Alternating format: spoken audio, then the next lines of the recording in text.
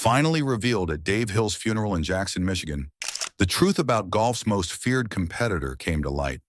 The man who terrorized golf courses for decades had been fighting a silent battle with emphysema for years. Behind the sarcasm and fury was a story they never told you. Dave Hill died on September 27, 2011, at age 74. His hometown mourned the loss of their golf hero. But the real Dave Hill story goes much deeper than the headlines ever revealed. James David Hill was born May 20th, 1937 in Jackson, Michigan. He became known as the Don Rickles of the golf tour. His quick wit and biting sarcasm made him famous. But Hill was much more than just a loud mouth with a bad temper. Hill had a severe stutter as a child. Kids bullied him at school constantly. He became a terrible loner with no friends except his younger brother Mike. Mike protected Dave from the bullies.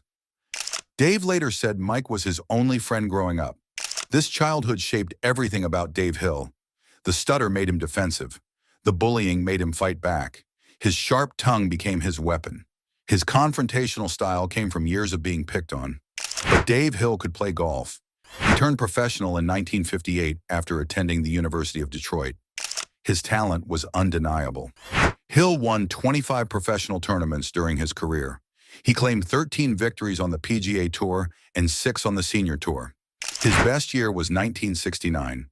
Hill won 3 PGA Tour titles that season. He earned the Varden Trophy for lowest scoring average at 70.34. The golf world recognized him as one of the best shot makers in the game.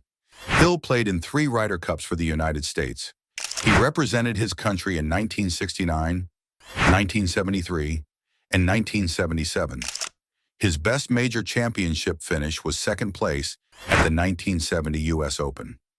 He also tied for third at the 1974 PGA Championship. Hill's golf talent gave him a platform. Without his skill, his bad temper might have led to obscurity. Instead, his ability kept him relevant while he challenged everyone around him. The 1969 Ryder Cup showed Dave Hill at his most intense. The whole event was hostile from the start. British captain Eric Brown told his team not to help American players find lost balls. Tension filled every match.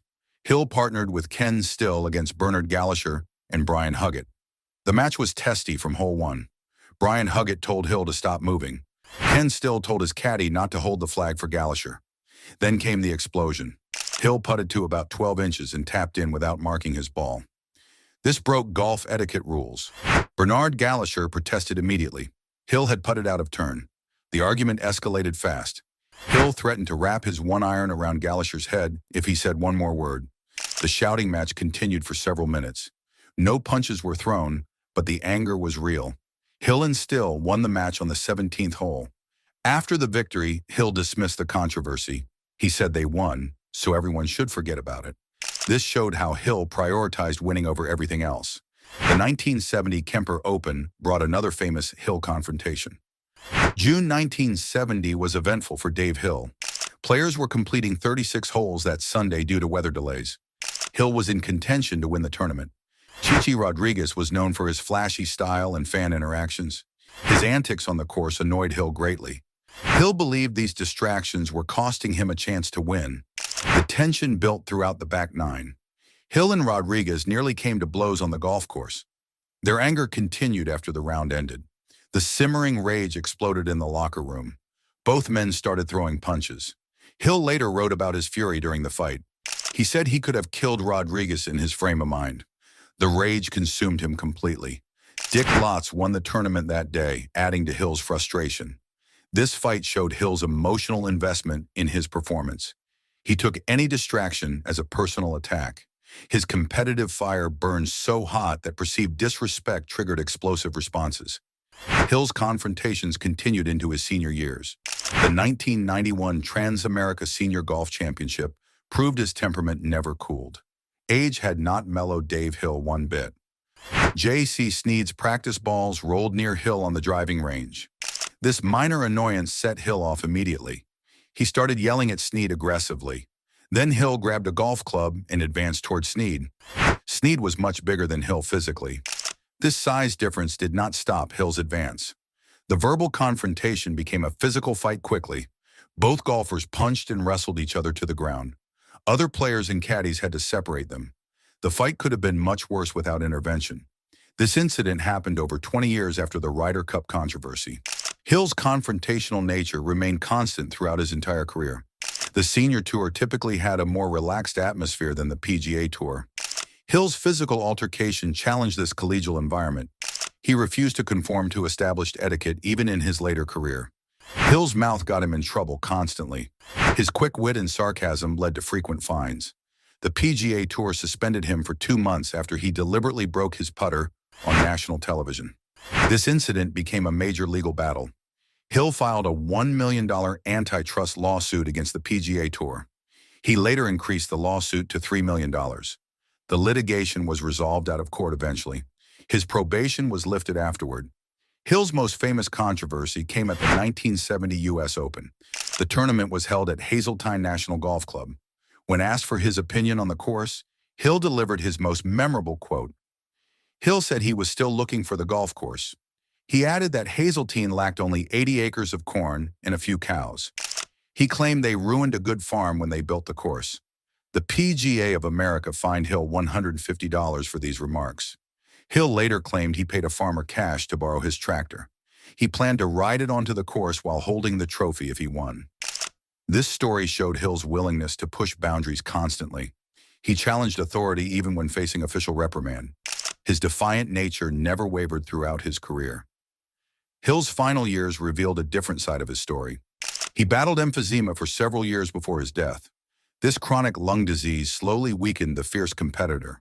The detail about his multi-year battle with emphysema was revealing. Hill fought this debilitating illness privately for several years. This contrasted sharply with his public image as a robust, combative figure. The man who never backed down from any fight was quietly losing to a disease. His vulnerability and physical decline remained largely hidden from public view. This added a poignant layer to his overall narrative. Despite his reputation as golf's greatest contrarian, Hill was beloved in Jackson, Michigan. Ron Berman, a local golf professional, said Hill was Jackson golf as far as he was concerned. Ed Mitchell, a local golf company founder, remarked that Hill inspired many people to take up the game. The difference between Hill's controversial reputation and hometown affection was significant. This showed how proximity and personal connection shape perceptions. The broader public focused on sensational stories, while locals saw his deeper impact. Hill seemed aware of his complex legacy. He acknowledged he would likely be remembered more for his remarks than his playing career. This was partly because he never captured a major championship. His self-awareness was striking. Hill understood that his personality overshadowed his statistical achievements. For certain individuals, unique character creates lasting impressions beyond competitive records. Dave Hill's career illustrated how distinctive personality can be as impactful as competitive success. His 13 PGA Tour wins and Varden Trophy were often overshadowed by his confrontational nature.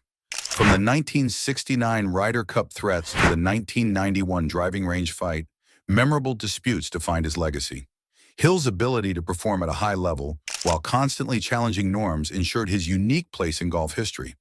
He was truly an unflinching maverick whose talent provided the platform for a personality that would not be subdued.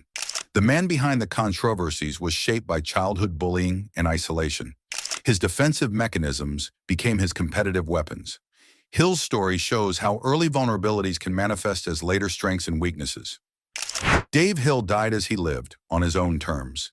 The emphysema that claimed him was perhaps the only opponent he could not intimidate or outfight. His legacy remains complex, polarizing, and utterly unique in golf history.